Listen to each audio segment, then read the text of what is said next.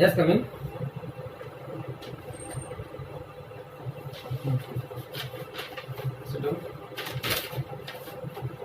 Thank you. आप अभी assistant professor हैं? जी सर। असिस्टेंट प्रोफेसर हैं और चयन भी आपका हो गया है? सर मेरा 2019 में खंड विकास अधिकारी के पद पे था।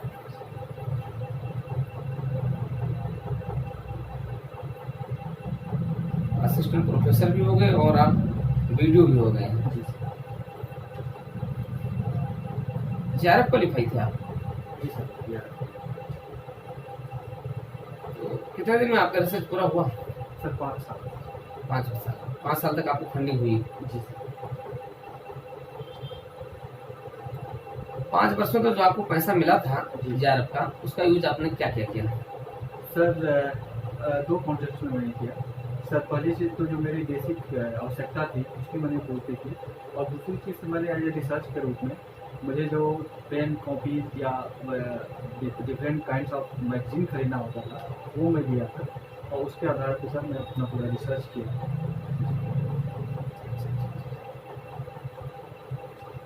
क्या टॉपिक था आपका रिसर्च का? Sir conceptualizing ethnic nationalism in Kazakhstan from 1991 to 2002।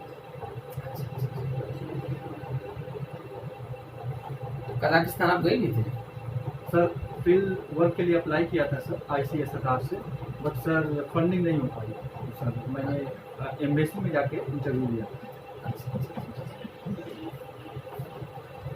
Assistant professor के रूप में आप सेवारत हैं? जी सर। कहाँ पढ़ा रहे हैं? सर वर्तमान में मैं गांधी स्मारक डिग्री कॉलेज मुरादाबाद में सर 1 दिसंबर 2020 से सर वहाँ पे मैं सेवारत हैं आप। क्या अनुभव रहा आपका? सर अनुभव मिला जुला रहा, क्योंकि इसके पहले सर मैं दिल्ली विश्वविद्यालय में as ad hoc sir Shivaji college में पढ़ा रहा था। तो यहाँ पे आया, थोड़ा ग्रामीण परिवेश है, तो ग्रामीण परिवेश के नाते सर चुनौतियाँ भी हैं और कुछ कार्य करने की विविधता भी है। विशेष तौर पे जो ग्रामीण क्षेत्र की बच्चियाँ हैं, बच्चियों को पढ़ाने का, उनको गाइड करने का एक अलग ही आनंद आ रहा है। बट साथ ही साथ चूँकि बहुत डीप रूरल बैकग्राउंड है, तो वहाँ पे जो बच्चियाँ हैं, बच्चियाँ रेगुलर क्लास आने में उनको कठिनाई हो रही है, तो सर अभी मिला जुला रही है। ब्लॉक डेवलपमेंट आप ऑफिसर के पद पर चयनित हो गए हैं। जी असिस्टेंट प्रोफेसर जी और ब्लॉक डेवलपमेंट ऑफिसर जी दोनों पद भिन्न भिन्न हैं। जी। एक समाज में विकास कर रहा है और दूसरा समाज में शिक्षा की गुणवत्ता का विकास कर रहा है।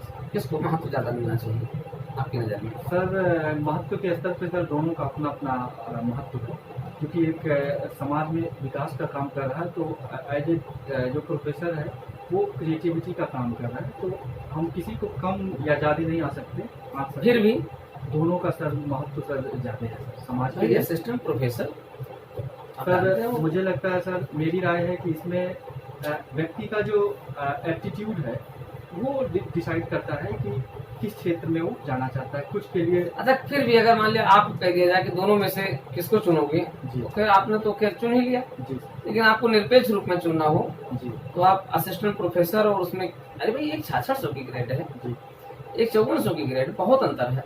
सर इसमें व्यक्ति का जो एप्टीट्यूड है वो डिसाइड करता है, क्योंकि मैं बचपन से ही सर सिविल सेवा में जाना चाहता था, क्योंकि जब मैं अपने प्राइमरी पाठशाला में पढ़ता था तो मैं SDM के कार्य से वहाँ पे एक चीज है, मैं आपको सलाह दूंगा, आप समझ लीजिए, अभी भी आपके पास समय है। जी आप असिस्टेंट प्रोफेसर हैं तो कल के दिन जब ब्लॉक प्रमुख से आपकी लड़ाई होगी, विवाद होगा, जी जब आपके ऊपर दबाव इतने पड़ेंगे, तब आपको अपना पद ही याद आएगा, काश मैं आज असिस्टेंट प्रोफेसर होता तो बहुत अच्छा रहता, कम से कम आपको उल्टे सीधे शब्द नहीं मिलते।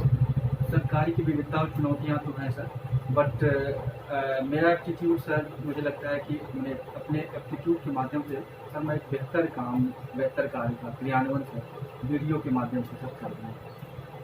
अभी भी अवसर है आपके पास सर मैं बेहतर कार्य सर करूँगा और करने का, लेकिन जाएंगे आप सिविल सेवा में ही? जी सर, इसलिए सर शुरू से सर एम्बिशन रहा है कि सिविल सेवा में जाऊँ। अच्छा, वीडियो हैं आप जी और आप SDM भी हो गए, जी डिप्टी कलेक्टर भी हो गए, जी। तो दोनों के कार्यों में अंतर क्या होगा? सर वीडियो विकास प्रशासन का कार्य देखता है, और जो एसडीएम होता है उसके पास मजिस्ट्रियल पावर। अच्छा, तो मजिस्ट्रियल पावर को आप ज़्यादा वरीयता देंगे कि विकास की वरीयता नहीं दे रहे हैं? नहीं सर, वरीयता दोनों का है, बट सर चूंकि मैंने यूपीएससी की भी तैयारी की थी, अंतिम रूप से मैं सफल नहीं हो पाया, तो एसडीएम के वरीयता देने का सबसे बड़ा रीजन ये सर कि मैं इसके माध्यम से सर मैं अखिल भारतीय सेवा में भी जा सकता हूँ। अच्छा।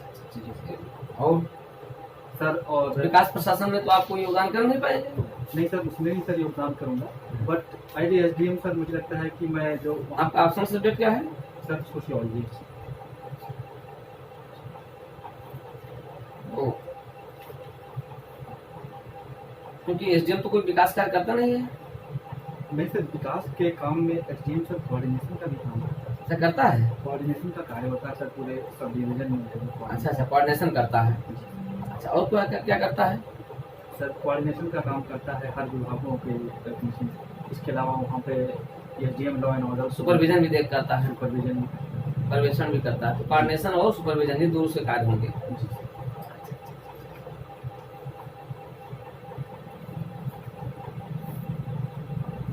अच्छा, आप नया क्या करेंगे? एसडीएम बन जाते हैं, वीडियो भी बन करके आप मान लिया, तो अभी आप एसडीएम हो जाता तो कौन सा पद ज्वाइन करेंगे? सर मैं एसडीएम सर वीडियो ज्वाइन नहीं करेंगे, छोड़ देंगे? हाँ सर, क्योंकि सर बचपन से ही सर सिविल सेवा में जाने का सर मेरा मकसद यही था कि सर एसडीएम के रूप में। अच्छा।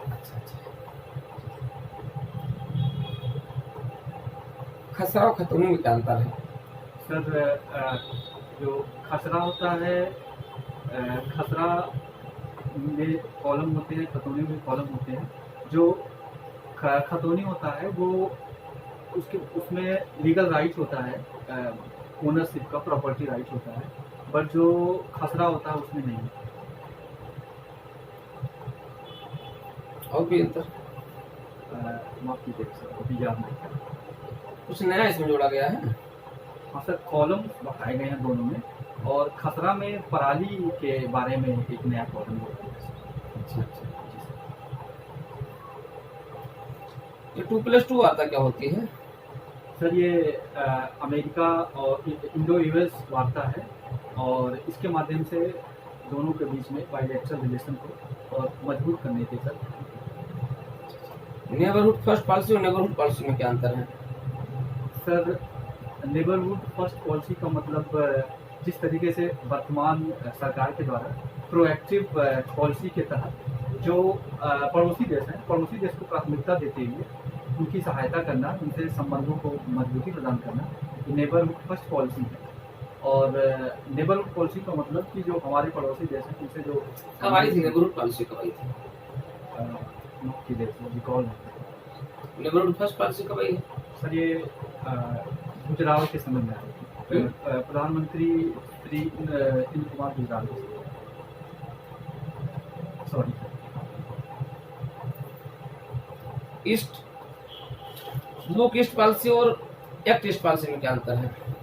सर पहले एक्ट ईस्ट पॉलिसी को लुक ईस्ट पॉलिसी के रूप में जाना जाता था। वर्तमान मोदी सरकार के द्वारा इसको एक्ट ईस्ट पॉलिसी के रूप में किया गया, और इसमें बताया गया कि जो आसियान के देश हैं, आसियान को देशों के साथ जो बायलैटरल या जो रीजनल रिलेशन है उसको मजबूती प्रदान किया। चलिए, आखिरी प्रश्न है, डिप्टी कलेक्टर और एसडीएम के कार्यों में अंतर क्या है? सर जब राजस्व प्रशासन का काम देखा जाएगा किसी व्यक्ति के द्वारा, तो डिप्टी कलेक्टर के रूप में कार्य करेगा, और जब मजिस्ट्रियल पावर हो जाएगा तो एसडीएम के रूप में।